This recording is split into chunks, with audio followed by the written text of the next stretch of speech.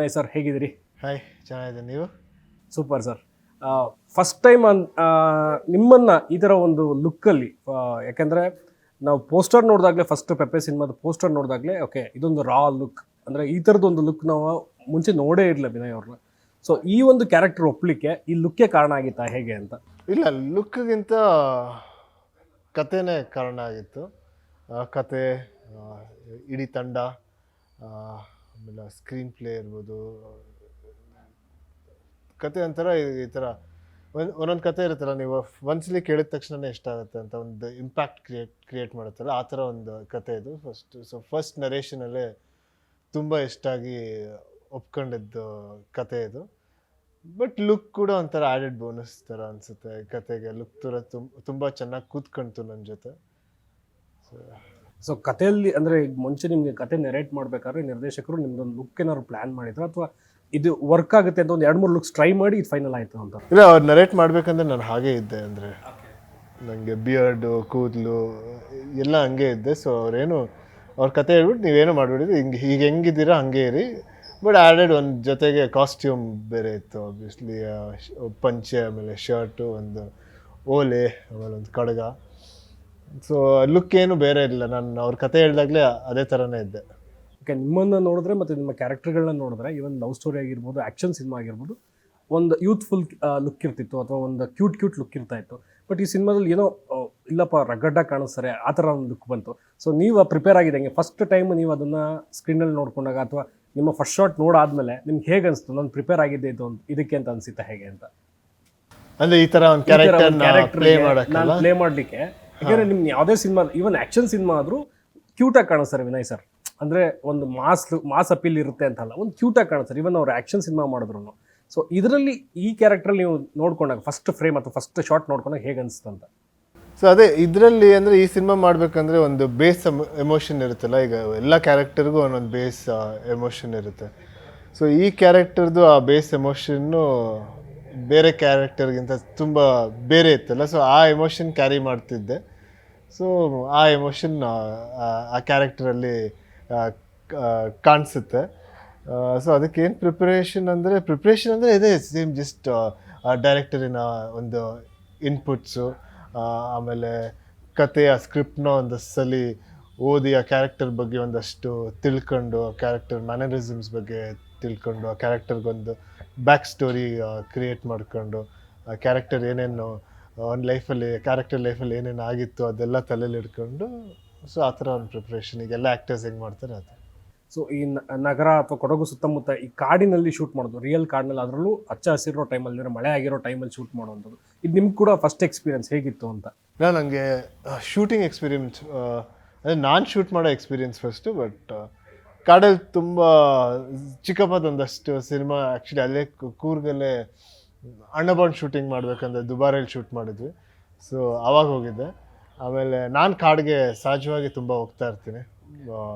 ಕಬಿನಿಗಿರ್ಬೋದು, ಬಂಡೀಪುರ ಇರ್ಬೋದು, ಆಮೇಲೆ ನಾಗರಹೊಳೆ, ಆಮೇಲೆ ಇಲ್ಲೊಂದು ಕೇರಳ ಹತ್ರ ಒಂದಷ್ಟು ಕಾಡುಗಳು.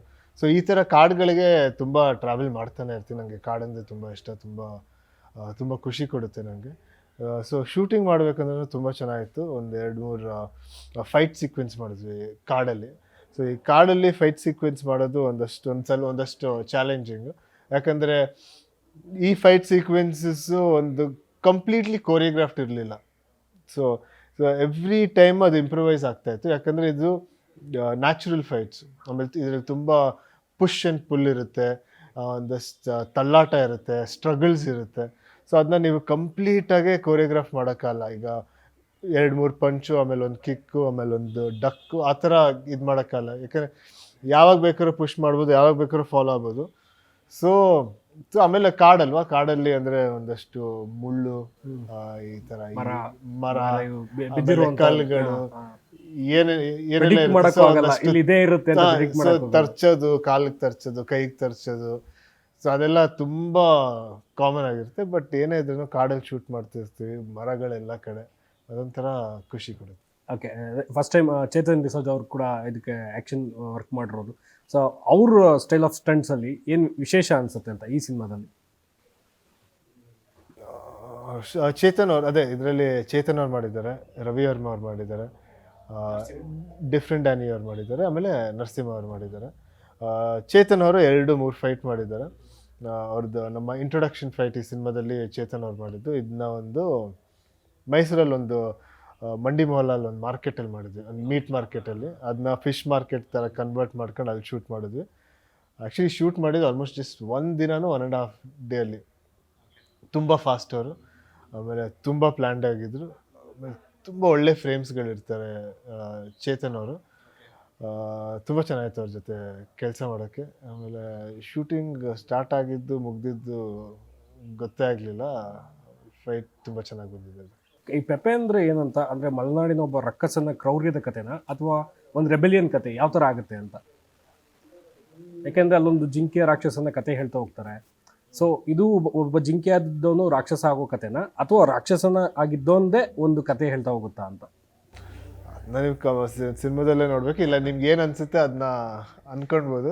ಬಟ್ ಇದು ಆ್ಯಕ್ಚುಲಿ ಈಗ ಕರ್ನಾಟಕದಲ್ಲಿ ಇದೊಂದು ಪ್ರದೇಶ ಅಂತ ತೋರಿಸ್ತಲ್ಲ, ಇದೊಂದು ಕಾಲ್ಪನಿಕ ಬದ್ನಾಳು ಅಂತ ಒಂದು ಕಾಲ್ಪನಿಕ ಊರನ್ನ ಡೈರೆಕ್ಟರೇ ಕ್ರಿಯೇಟ್ ಮಾಡಿದ್ದಾರೆ.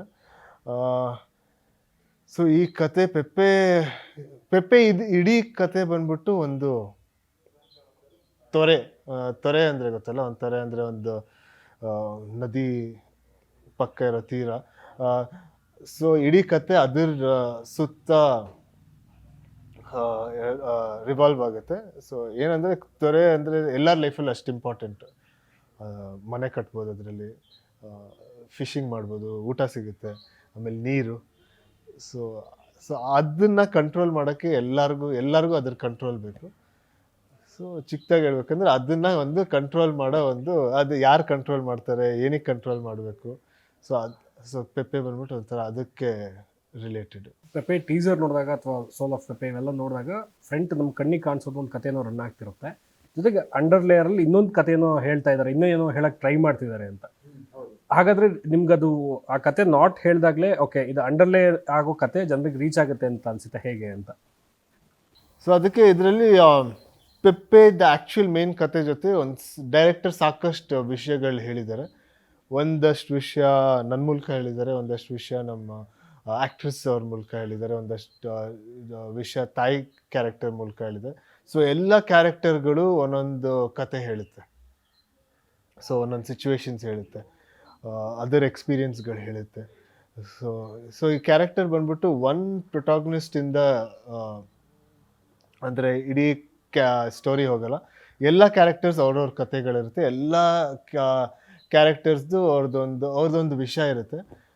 ಸೊ ಜನಕ್ಕೆ ಎಷ್ಟು ವಿಷಯ ಗೊತ್ತಾಗುತ್ತೆ ಅಂತ ಸಿನಿಮಾ ನೋಡಿದ್ಮೇಲೆ ಹೇಳೋದು. ಬಟ್ ನಮ್ಮ ಜನ ಎಂಥ ಕತೆಗಳು ನೋಡಿದ್ದಾರೆ, ಸೊ ಅವ್ರಿಗೂ ಈ ಕತೆ ತುಂಬ ಕ್ಲೀನಾಗಿ ಮುಟ್ಟುತ್ತೆ ಅಂತ ಅಂದ್ಕೊಂಡಿದ್ದೀನಿ. ಓಕೆ, ಮಲಯಾಳಂನ ನಿರ್ದೇಶಕರು ಶ್ರೀಲೇಶ್ ಅವರು. ಅಂದರೆ ಶ್ರೀಲೇಶ್ ಅವರು ಈ ಕತೆ ಆಯ್ಕೆ ಮಾಡ್ಕೊಂಡ್ಬಂದ್ರು ಅಥವಾ ಕತೆ ಫೈನಲ್ ಆದಮೇಲೆ ಶ್ರೀಲೇಶ್ ಅವರು ನಿರ್ದೇಶಕರಾದರು ಅಂತಲ್ಲ? ಬಟ್ ಇಲ್ಲ, ಶ್ರೀಲೇಶ್ ಅವರು ಅಂದರೆ ಅವರು ಇಲ್ಲೇ ಹುಟ್ಟು ಬೆಳೆದಿರೋದು. ಸೊ ಅವ್ರು ಕನ್ನಡ ಎಲ್ಲ ಮಾತಾಡ್ತಾರೆ, ಅವರೇ ಬರೆದಿರೋದು, ಡೈಲಾಗ್ಸ್ ಕೂಡ ಅವರೇ ಬರೆದಿರೋದು. ಸೊ ಅವ್ರ ಫುಲ್ ಸ್ಟೋರಿ ಮಾಡಿ ಬಂದ್ಬಿಟ್ಟು ನನಗೆ ನರೇಟ್ ಮಾಡಿರೋದು. ಅಂದರೆ ಇದು ಆಮೇಲೆ ಅದಕ್ಕಿಂತ ಮುಂಚೆ ತುಂಬ ಒಂದಷ್ಟು ಇಂಡಿಪೆಂಡೆಂಟ್ ಸ್ಟೋರಿಗಳು ಡೈರೆಕ್ಟ್ ಮಾಡಿದ್ದಾರೆ. ಅಂದರೆ ಒಂದಷ್ಟು ಫೆಸ್ಟಿವಲ್ಸ್ಗೆಲ್ಲ ಆ ಸಿನಿಮಾಗಳನ್ನ ಕಳಿಸಿದ್ದಾರೆ. ಸೊ ಅದನ್ನು ನಾನು ಮುಂಚೆ ನೋಡಿದ್ದೆ, ನನಗೆ ಯಾರೋ ಕಳಿಸಿದ್ರು. ಆಮೇಲೆ ಶ್ರೀಲೇಶ್ ಅವರು ಈ ಥರ ಒಂದು ಸ್ಟೋರಿ ಇದೆ ನಾನು ಹೇಳ್ತೀನಿ ಅಂತ ಬಂದು ಈ ಸ್ಟೋರಿ ಹೇಳಿದ್ದು. ಸೊ ನಿಮ್ಮ ಸಿನಿಮಾಗಳಲ್ಲಿ ಆ್ಯಕ್ಷನ್ ಇತ್ತು, ಅಂದರೆ ಇದು ಫಸ್ಟ್ ಟೈಮ್ ಒಂದು ಆ್ಯಕ್ಷನ್ ಸಿನಿಮಾದಲ್ಲಿ ನಿಮ್ಮ ಕೈಲಿ ಒಂದು ಕತ್ತಿ ಇರುತ್ತೆ. ಯಾಕೆಂದರೆ ನಾವಾಗಲೇ ಶಿವಣ್ಣ ನೋಡಿದ್ದೀವಿ ಒಂದು ಕತ್ತಿ ಹಿಡಿದಿರುವಂಥ ಕತೆಗಳು, ಅಥವಾ ಯಾವುದೇ ಸ್ಟಾರ್ಗಳನ್ನ ನೋಡಿದ್ರೆ ಆ ಕತ್ತಿ ಹಿಡಿದಂಥ ಕತೆಗಳೆಲ್ಲ ಕ್ಲಿಕ್ ಆಗಿದೆ ಹಾಗೆ ನೋಡಿಕೊಂಡ್ರೆ. ಸೊ ಇದ್ರ ಫಸ್ಟ್ ಟೈಮ್ ಒಂದು ಆಯುಧ ಹಿಡಿತಾ ಇದ್ದೀರಾ ಅಂತ. ಸೊ ಅದಕ್ಕೇನು ಪ್ರಿಪ್ರೇಷನ್ ಅಂತ? ಯಾಕೆಂದರೆ ನಿಮ್ಮನ್ನು ಆ ಥರ ಒಂದು ಕ್ಯಾರೆಕ್ಟ್ರಲ್ಲಿ ಪೋರ್ಟ್ರೇ ಮಾಡ್ಕೊಳ್ಳೋಕ್ಕೆ ಜನ ಕೂಡ ಓಕೆ ವಿನಯ್ ಅವ್ರು ಈ ಥರ ಕ್ಯಾರೆಕ್ಟರ್ನು ಮಾಡಬಲ್ರು ಅಂತ ಅನಿಸಿದೆ, ಯಾಕೆಂದರೆ ಟೀಸರ್ ನೋಡಿದಾಗಲೇ ಅನಿಸಿದೆ.